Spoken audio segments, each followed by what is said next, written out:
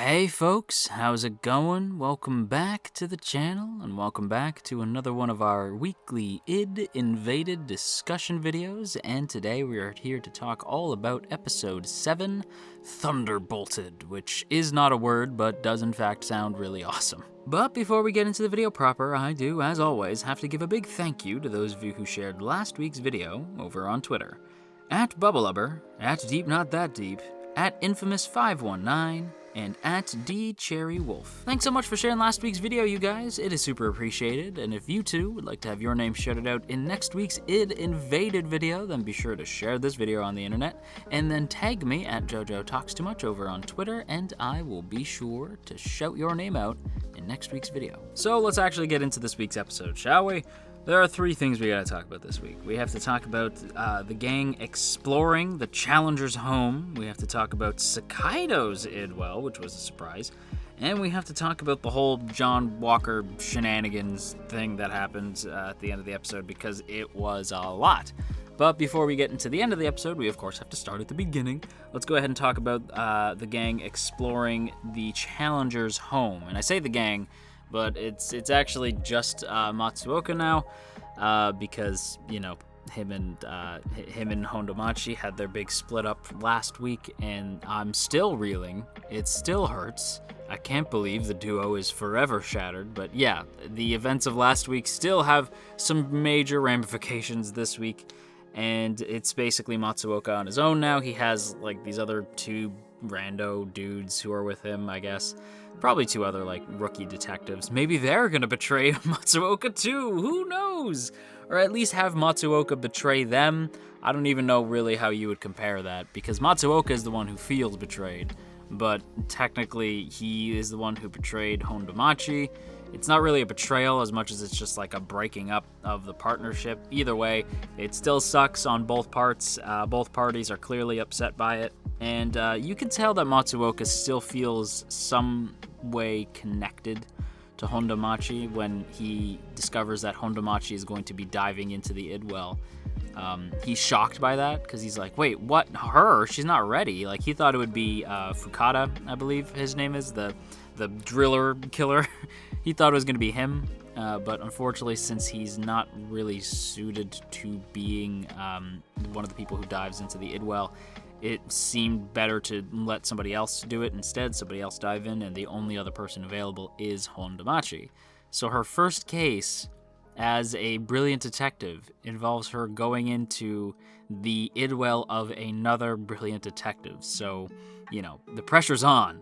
But again, before we get into that, we got to talk about the Challenger. And the Challenger's house reveals quite a bit about these characters and how far they have come and what they have done. The biggest one obviously being Sakaido. When we break into the house, there's these brilliant dust effects, right? Because Matsuoka kicks the first barrier down, and then he kicks the door down into the house, and he remarks like, now finally we have a house that actually looks like it belongs to a serial killer, because, like, yeah, all the other homes have been like regular ass houses, and this one, like, it's this big weird looking mansion thing, and like, it was the first one that I really agreed with Matsuoka on, where I was like, yeah, this is the first one that looks like, yeah, some crazy person lives there, definitely, or lived there, because he ain't living no more.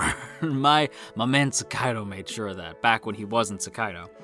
And we do get to see how that confrontation went down, and Matsuoka even remarks like, he really didn't even take a second before he just started firing off, eh? And it shows the flashback, and it's Sakaido just kicking the door in, and he just unloads, just like bullet after bullet after bullet, just fires into the Challenger, no holds bars, and he makes sure to hit him hard first. Like, he like shoots like the shoulder, the chest, like the other shoulder, the leg, like he shoots a number of times before he gets the final kill, bam, right in the head. Like, he lets it ride a bit, like lets him feel that pain, at least for like a couple seconds there. It I would have done worse, to be honest. Like, I was expecting Sakaido to do worse, because that's his kid. And not only was that his kid, we also discovered that, because I saw a few comments saying like, what happened to the wife? And even I was like, did the wife die too? I thought the wife was killed too. It's not so much that she was killed, but she committed suicide in response to what had happened. which is really friggin' sad. So Sakaido obviously blames the challenger for both deaths, and that's why he went in guns a-blazing. And yeah, I don't blame him. I do not blame Sakaido one bit. And the challenger even had this like arena, which is like, what a tool. Like, he had this arena where he would fight people in and kill them by fighting them.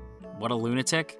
It was disturbing. The whole challenger house part of the episode was disturbing. And yeah, I suddenly don't blame Sakaido even a little bit. Not that I ever really did. Screw that. Screw the challenger, you know, but yeah, it was interesting to see the challenger's home, and you see those dust particles in the air. It was a clever touch to show how long it had been since there were even people walking around in this building. Like, it had been that long that there was like dust just floating in the air. It was interesting. The background designs in this show, especially in the Idwells, but even just in scenes like this, are really stupendous, so I have to give them my kudos there. But speaking of Idwells, let's go ahead and talk about the whole Sakaido Idwell thing, because that's interesting. It's worth noting. They actually went there to pick up the cognition particles from when Sakaido killed the challenger, which are still there, and they're apparently still like off the charts. That's how much he wanted to kill him. And again, don't blame him. But yeah, Sakaido goes in, sorry, it's not Sakaido, Hondomachi, but Hondomachi's name within the Idwell, see, this is why I only use one person's name, but we will address it here for the sake of addressing it. Her name inside the Idwell is Mio Hijirido. She gets a first and last name, which is interesting. The others didn't, and I can't remember his name, but one of the other members of the Mizuhaname crew even remarks, like, that's weird. How come she gets a first and last name? That's interesting. And let's actually take a minute to talk about her outfit inside of the Idwell, because I can't tell if I love it or hate it. I think I love it more than I hate it, because basically we see her rocking the deerstalker cap. She's got that, like, cloak thing. She basically looks like anime Sherlock Holmes, even though there actually is an anime Sherlock Holmes right now. But she looks like proper anime Sherlock Holmes. And it is both super goofy and yet also totally keeping within her character. She has wanted to be a brilliant detective for a while. Like, that's been like a goal of hers. Like, and she likes playing the detective. So of course, when she gets into the Idwell, her diving, whatever, her outfit, whatever you want to call that, her avatar looks like the most stereotypical detective. So yeah, I can't tell if I love it or hate it. I mostly love it. It was an interesting touch, and I'm curious as to why she gets a first and last name. That's very interesting. The Idwell itself is also pretty interesting. It's definitely not what I had expected Sakaido's Idwell would look like, although now that I say it out loud, I don't really know what I would have guessed his Idwell to look like. It's essentially a giant game board in the middle of this plain, and there's like nothing but mountains in the surrounding area, and every 9.03 seconds, very specific, lightning strikes, and it doesn't strike the same game, like the same box twice, because they're basically on like a big game board, and it doesn't strike the same box twice. So like Hondomachi figures this out. She immediately is like, this is Kaoru, and I have to solve her, blah blah blah, the whole nine. Like, the same thing that happens with Fukada and Sakaido, same thing happens here. So she's like, okay, now I have to figure out what's going on. We do see Sakaido within his own Idwell, but he's already dead, which is interesting. And we also see just how much colder Hondomachi is as a detective, which does have me concerned, because at least with Sakaido, even though he is like, I am a detective, all I need to do is to serve the purpose of solving the mystery. If people die along the way, that's whatever. We saw this back during Sniped. I don't remember what episode that was, but the episode titled Sniped. We saw it back then. But he still chose to save the girl because it was just his id. Like, that's just what he did. That's his reflex is to save. Whereas Hondomachi's reflex does not seem to be to save people. That's not her id. Like, that's not in her immediate carnal nature, is not really to save as much as it's to solve.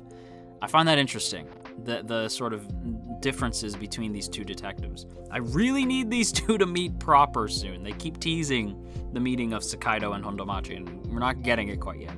But I did think it was worth noting that, like the difference between the two is very interesting. There's also another like diving machine. Like we see another one of the chairs that Sakaido uses to dive into the Mizuhaname within the dream, or sorry, within the Idwell, but I'm saying within the dream because yes, indeed, if the Inception logic wasn't already insane, we're getting to the point where we're doing dreams within dreams. The other thing that was baffling to me, but more so in a good way, is of course the continuing John Walker shenanigans, although we will get into this more next week because I have a feeling the John Walker shenanigans are going to continue. But basically, Momoki is accused of being John Walker. They find the corpse of the Mizuhaname's creator in his backyard. They dig that up. They find the John Walker outfit in his house, and so they're really trying to insist like Momoki is John Walker. What?